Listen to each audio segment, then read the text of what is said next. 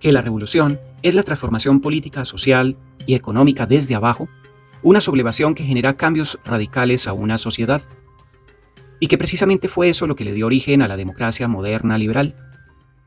Que los planteamientos de la izquierda tienen unas credenciales ganadoras, que es virtuosa y persigue el bien, en tanto que los credenciales de la derecha se defienden desde el principio mal, que no se ocupa de virtudes y solo se preocupa de lo propio, pero que precisamente ante la practicidad del mercado y debido a los éxitos arrolladores industriales del capitalismo, es la derecha, por sus propios principios, la que ha terminado triunfando e imponiéndose en la modernidad, a costa de los principios más sensibles que realmente le importan a la sociedad. Que la preferencia de la democracia conlleva pensar que la civilización occidental es una civilización que ha llegado a un estadio superior, según Giovanni Sartori, pero siempre y cuando se delimite la tesis de la buena ciudad y a los valores ético-políticos que la sustancian. Que la democracia se puede exportar a otros contextos del mundo con características socioculturales bien diferenciadas y en momentos históricos diferentes. Pero también que ese experimento ha salido muy bien en ciertos contextos, en tanto que en otros ha sido un fracaso. Que consecuente con lo anterior, esa, entre comillas, misión civilizadora de instalar la democracia en contextos, en particular teocráticos, donde sus principios religiosos sean los que primen, son experimentos que pueden tender al fracaso. En diversos contextos puede entenderse que la democracia no es una herramienta para el mejor vivir, sino por el contrario puede percibirse como una agresión o una destrucción cultural. Y que, por último, es totalmente entendible que el planeta se encuentre en medio de un conflicto de civilizaciones, donde la civilización occidental, por considerarse que tiene preponderantes posiciones éticas, científicas y tecnológicas, termina imponiéndose a otras civilizaciones, a partir de sus formas de construcción de su propia existencia. Estas fueron las conclusiones de los capítulos 19 al 24 del libro La democracia en 30 lecciones del maestro Giovanni Sartori, edición a cargo de Lorenza Fucini. Lectura que hemos hecho con fines estrictamente académicos. Un saludo especial a quienes les interesan las teorías críticas, la sustentabilidad, las vías disruptivas y alternativas al desarrollo. Soy Wilfer Ceballos Betancourt y hoy abordaremos las últimas 6 lecciones del maestro Giovanni Sartori para comprender qué es la democracia. Por todo ello, un agradecimiento al maestro y les invito a que se sirvan un café.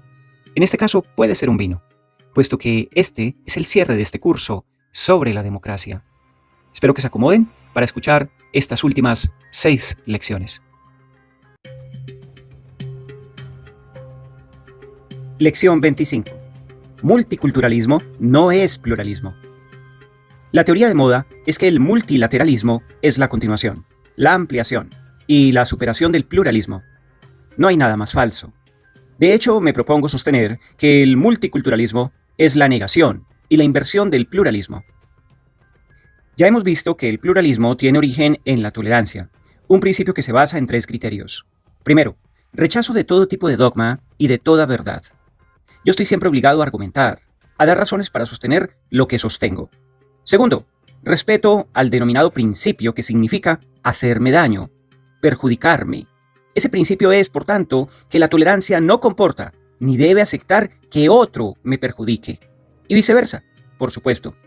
Tercero, el criterio de la reciprocidad. Si yo te concedo a ti, tú tienes que concederme a mí. ¿Cierto? Si no hay reciprocidad, entonces la relación no es de tolerancia. Reitero los principios. Rechazo de todo tipo de dogma como verdad única. El segundo, el de ese principio de hacerme daño, perjudicarme, que es un principio de que hay que tratar de negar, que es de tolerancia, que el otro no me perjudique y que, por supuesto, yo tampoco lo haga. Y tercero, que exista un criterio de reciprocidad. De estos 3 principios se deriva que, así como la tolerancia es el rechazo de todo dogma, el pluralismo es, correlativamente, el rechazo de todo poder monocrático y uniformante. La ciudad antigua temía la discordia. La ciudad moderna, en cambio, valora la disensión y al valorarla, la civiliza, la modera, la transforma en un fermento beneficioso o incluso en una discordia que se convierte al final en acuerdo y concordia. La buena ciudad del pluralismo se apoya entonces sobre una diversidad que produce integración, no desintegración. El multiculturalismo va en sentido contrario. En vez de promover una diversidad integrada, promueve una identidad separada de cada grupo y a menudo lo crea, la inventa, la fomenta. El resultado es una sociedad de compartimentos estancos e incluso hostiles, cuyos grupos están muy identificados consigo mismos y por tanto no tienen ni deseo ni capacidad de integración. Como decía, el multiculturalismo no supera el pluralismo, lo destruye. Lección 26. Democracia y desarrollo. ¿Qué relación hay entre democracia y desarrollo económico? En la Segunda Posguerra Mundial ha triunfado la teoría economicista, que sostiene que para transformar los regímenes autocráticos en democracias hace falta un crecimiento del bienestar, y que el bienestar trae consigo automáticamente la democracia. En suma, la democracia depende del dinero y nace con el dinero. ¿Es así realmente? Yo diría que no. Empecemos con la relación entre democracia y mercado. Está sobradamente demostrado que una democracia sin un sistema de mercado es poco vital. Pero lo contrario no es cierto. Una economía de mercado puede existir y florecer sin democracia, o con anterioridad a la democracia. Veas el caso de Singapur, Taiwán, Corea del Sur y China. Otro interrogante es si la democracia produce o no bienestar. Sí, pero también no. Latinoamérica se ha visto empobrecida, también por la democracia. Porque la democracia induce y puede inducir a consumir más de lo que se produce o de lo que se gana. Y las democracias en déficit han sido y siguen siendo cosa frecuente. Consideremos ahora el nuevo aspecto del problema, la relación entre democracia y desarrollo. Hasta ahora se ha argumentado, por un lado, que el bienestar promueve la democracia, y por otro, que el dinero la corrompe y la compra. Pero hasta ahora la relación entre Estado y mercado contemplaba un Estado que regulaba e interfería de diversas formas en el mercado. Democracia y desarrollo, en cambio, significan que recientemente con la globalización se ha creado el desarrollismo, una dinámica, un torbellino que nadie, ni siquiera los estados, consigue disciplinar ni frenar. Un desarrollo a toda costa, lo antes posible, a la mayor velocidad posible. ¿Es bueno que sea así? Sería bueno si viviéramos en un planeta poco poblado y digamos 10 veces mayor del nuestro, con sus reservas prácticamente íntegras. Lo malo es que el nuestro es un planeta pequeñito, desesperadamente superpoblado, donde el crecimiento no puede ser ilimitado, y que desde hace unas décadas ha entrado en la espiral de un desarrollo no sostenible. Por consumir más recursos de los que produce y porque sigue extrayendo recursos en vía de agotarse. Pero de este desarrollo no sostenible, el grueso de los economistas no quiere ni darse cuenta. Su mantra es que de todos los problemas del desarrollo infinito y del crecimiento a mansalva, se ocupará el mercado cuando llegue el momento. Pues no, de verdad que no. Lección 27. Los límites del mercado. He hablado del desarrollo no sostenible y he dicho que ese problema no lo están abordando, ni mucho menos resolviendo los mecanismos de mercado. Para empezar, mercado y sistema económico no coinciden. El mercado no contabiliza muchísimas cosas, por ejemplo, los bienes colectivos, los bienes por los que nadie paga y que son financiados normalmente con impuestos. Los ejemplos clásicos son la policía, la seguridad, las carreteras. Si pido auxilio a la policía, pues después no me llega una factura por su servicio, ni pago por la iluminación vial, pero hay casos más complicados. Pensemos en los árboles, en un bosque, son bienes colectivos. En la medida que proporcionan el servicio de limpiar el aire, de suministrar madera y de proteger la fertilidad del suelo, yo diría que sí. Pero para el mercado no es así. Quien tala árboles solo tiene en cuenta el costo de su tala. Pero el costo del bosque, ese costo se escamotea. Lo mismo puede decirse del agua. El agua superficial que va canalizada normalmente hay que pagarla. Pero las aguas freáticas, las de los acuíferos, esas aguas no. Quien la bombea paga solo el coste de la extracción. Eso no es malo mientras las aguas freáticas recuperen su nivel por sustitución natural. Pero si no, el consumo excesivo produce un daño colectivo que no se paga ni se contabiliza. Además, están las denominadas externalidades, es decir, los efectos externos. Quien contamina el agua o envenena el aire con gases de efecto de invernadero produce daño que el damnificante no paga y que el mercado no registra. Y sin embargo, se trata de daños colosales, con unos costes de restauración y de reparación igual de colosales. El meollo del asunto es que los economistas se han encerrado en el recinto del mercado y no advierten que el crecimiento y la prosperidad económica son ya crecimientos en déficit, que se pagan en proporciones siempre crecientes, con un colapso económico a escala planetaria. Un límite adicional del mercado es que es lento, que es miope, no anticipa los tiempos, sino que por el contrario, prevé y calcula solo a muy corto plazo. Cuando se dice que los mercados no solucionan los problemas a tiempo, que afrontan los nuevos problemas cuando ya es demasiado tarde. Dentro de pocas décadas no habrá suficiente petróleo. ¿Qué dice el economista?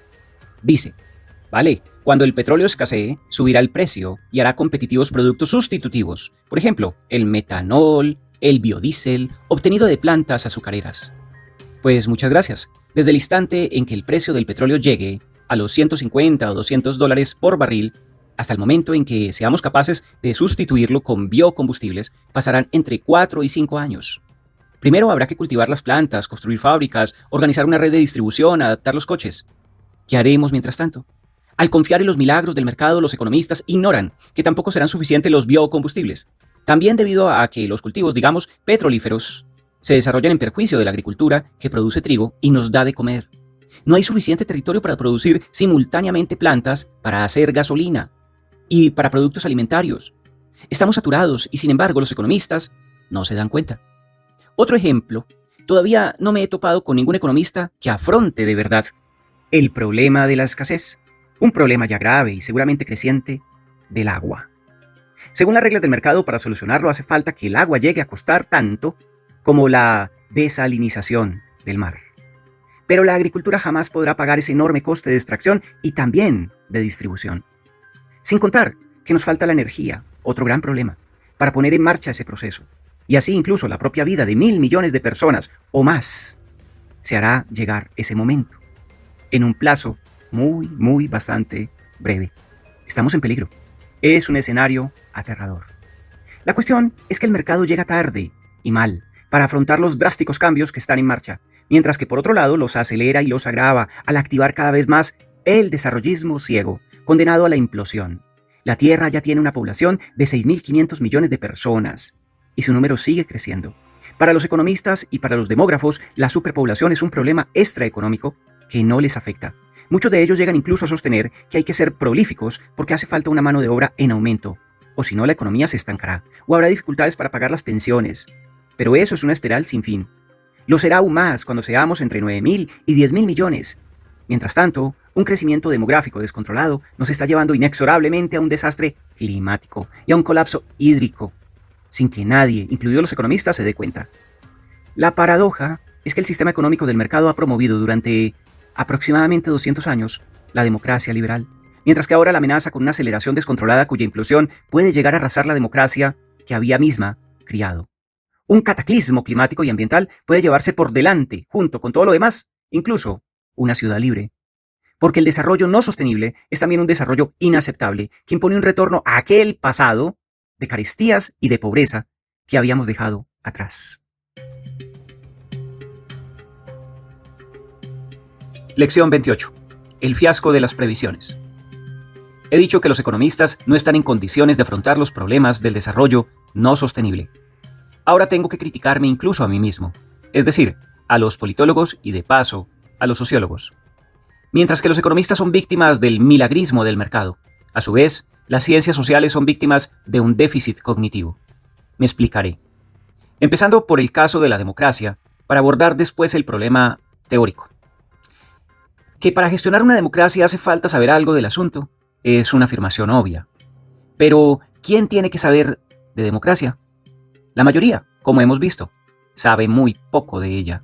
No obstante, siempre existe, en este como en otros casos, un patrimonio de saber que es el de los estudiosos, de los especialistas, que prescinde de lo que saben o no saben, es decir, los más. Y el problema, en el caso de la democracia, es que hasta el patrimonio del saber que se ocupa de la democracia es defectuoso. Y es cada vez más inadecuado. Hace muchos años yo escribí lo siguiente, abro comillas, estábamos viviendo más allá y por encima de nuestro entendimiento. Cuanto más nos encontramos en la reelaboración de los sistemas políticos, más me invade la sospecha de que somos unos aprendices de brujo. Cierro comillas. Hasta hace 2 siglos a nadie se le ocurría pensar que el futuro se pudiera planificar ni tampoco proyectar. En política, el problema no era fabricar ciudades ideales, sino neutralizar el poder despótico. Ya no es así. Desde comienzos del siglo XIX con Saint-Simon, en Francia, y después con Marx, la utopía se ha impuesto a la realidad con la intención de modelarla. Fue una catástrofe de buenas intenciones que posteriormente se invirtieron, llegando a resultados desastrosos. Desde entonces, nos hemos vuelto más cautos, y la realización de la utopía ha sido redimensionada. Sin embargo, la modernidad sigue caracterizada por una ambición ingenierista. De 2 siglos a esta parte, en el fondo de nuestro pensamiento palpita la idea de que tenemos que fabricar no solo la ciudad buena, sino también nuestro futuro. No nos conformamos con regular lo mejor posible el mundo que hay, queremos proyectarlo. Lo malo es que la nuestra es una ingeniería sin ingenieros.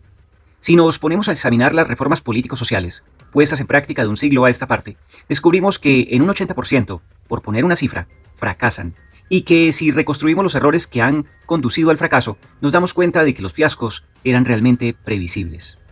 Claramente, las ciencias sociales han tomado un camino equivocado.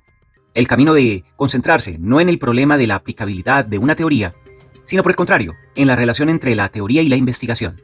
Perfecto. Lo que no impide que en su aplicación a una teoría pueda fracasar. La coartada de los expertos es que no fracasa por culpa de sus estudios, sino por culpa del hombre, que es un animal imprevisible. Es su imprevisibilidad la que gasta esas bromas y la que provoca el fracaso de la aplicación práctica de nuestra teoría. Pero no es verdad en absoluto. Volvemos así al discurso sobre el déficit cognitivo. Lección 29. El cálculo de los medios. ¿Ciencia para qué? Una ciencia empírica que en última instancia no sirve en la práctica es una ciencia que no sirve para nada. Pero acosadas por el ansia de legitimarse como disciplinas parecidas a las ciencias exactas, la sociología y la politología se han concentrado, como ya he dicho, en la relación entre teoría e investigación, ignorando casi la relación entre teoría y práctica. La idea es que una teoría empírica ha de ser demostrada por la investigación. Así es.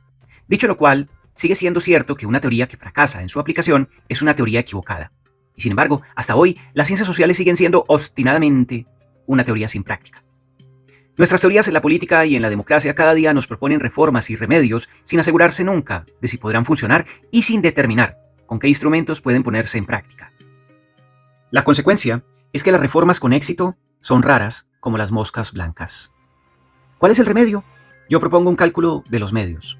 Actualmente llegamos como mucho a un análisis costo-beneficio, sobre todo en economía, pero nos hace falta un análisis más completo y meticuloso que pueda aplicarse a todas las ciencias sociales. Un esquema de análisis en clave de medios, fines, basado en 4 reglas que denomino precisamente cálculo de los medios. Es un cálculo que tiene que determinar, primero, si los medios son suficientes. Segundo, si los medios son adecuados, es decir, idóneos para el fin perseguido. Tercero, si con ellos se perturban otros fines, es decir, hay efectos colaterales. Y cuarto, si los medios sobrepasan los fines y se vuelven contraproducentes. Me explicaré. Hay que tener claro, en primer lugar, que los medios en cuestión no son solo medios materiales, los recursos financieros, sino también medios instrumentales, es decir, los técnicos y de personal. La competencia y la eficacia de una burocracia están en la base de los medios instrumentales. Y si la noción de medios se aplica o se amplía a los instrumentos de aplicación, entonces una intervención puede fracasar porque hay demasiada gente que manda, o bien porque se ha adjudicado a personal incompetente. Por tanto, los medios pueden ser suficientes, pero inadecuados, o bien idóneos, pero insuficientes, o bien ambas cosas. Las demás cuestiones son bastante obvias. Detengámonos en la cuarta, cuando los medios sobrepasan los fines.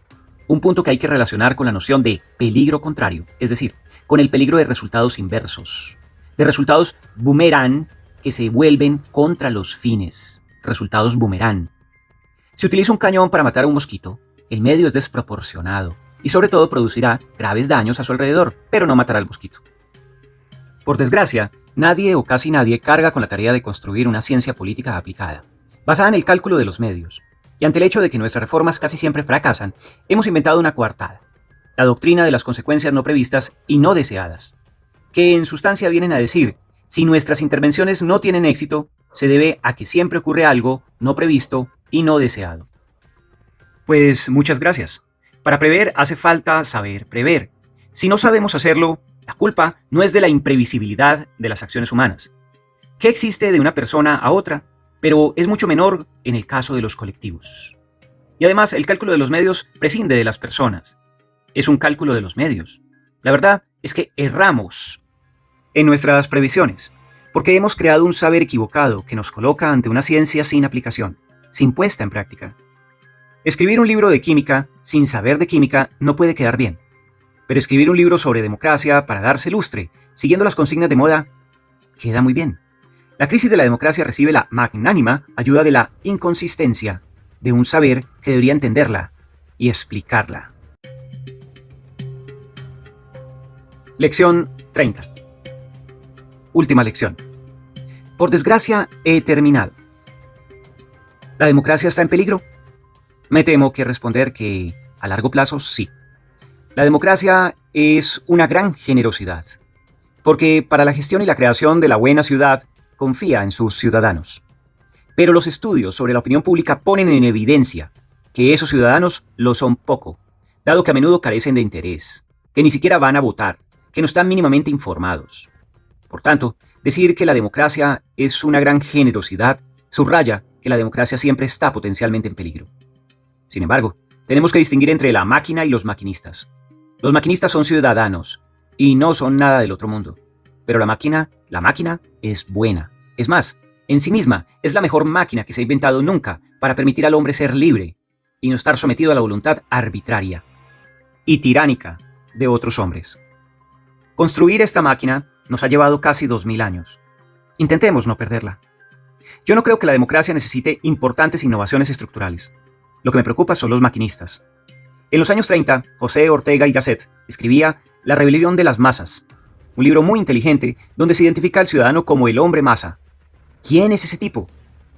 Es un niño malcriado e ingrato, que recibe en herencia unos beneficios que no merece, que por consiguiente no aprecia. La cuestión es que el niño mimado es un hombre debilitado, ablandado. Ortega lo llamaba invertebrado, sin espina dorsal. Y dado que nos aguardan retos durísimos, ¿será capaz de afrontarlos el niño mimado? Espero que sí. Pero no estoy nada seguro. Nos queda en cualquier caso la esperanza de que nuevas generaciones de jóvenes me desmientan. Yo he terminado. Ahora les toca a ustedes. Buena suerte.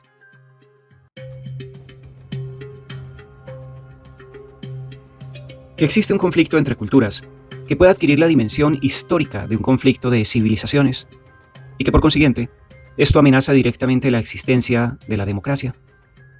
Que el multiculturalismo, en vez de promover diversidad que permita la integración, promueve la identidad separada de cada grupo, la crea, la inventa y la fomenta, originando una sociedad de compartimentos que pueden ser hostiles, que no les guste la identificación con los otros, sino consigo mismos. De allí que para Giovanni Sartori, el multiculturalismo no supera el pluralismo, antes lo destruye.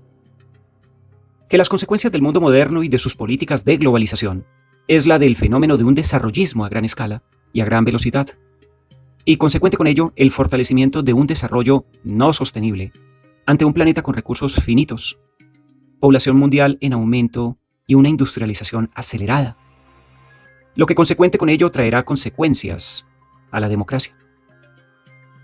Que la paradoja es que el sistema económico de mercado ha promovido durante aproximadamente 200 años una democracia liberal, mientras que ahora la amenaza.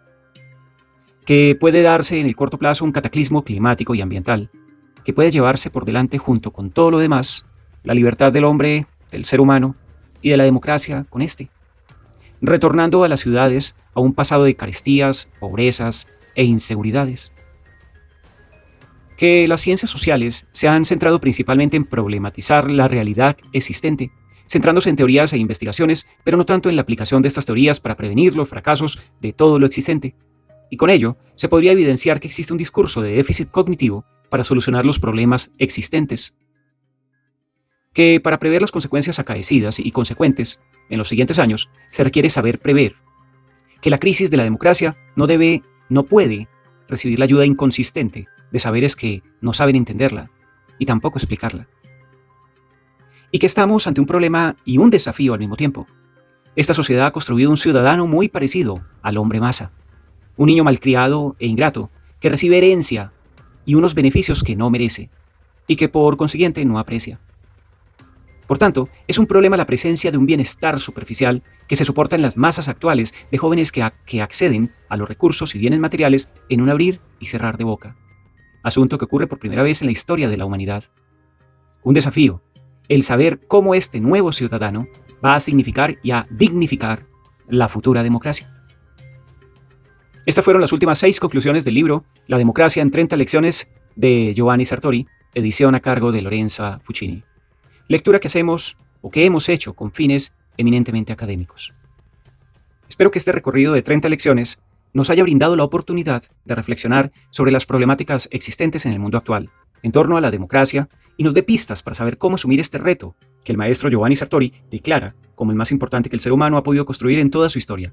Es decir, el reto de construir un orden social en el que ningún individuo sea más importante que otros y en el que otros respeten a cada individuo. Eso es la democracia.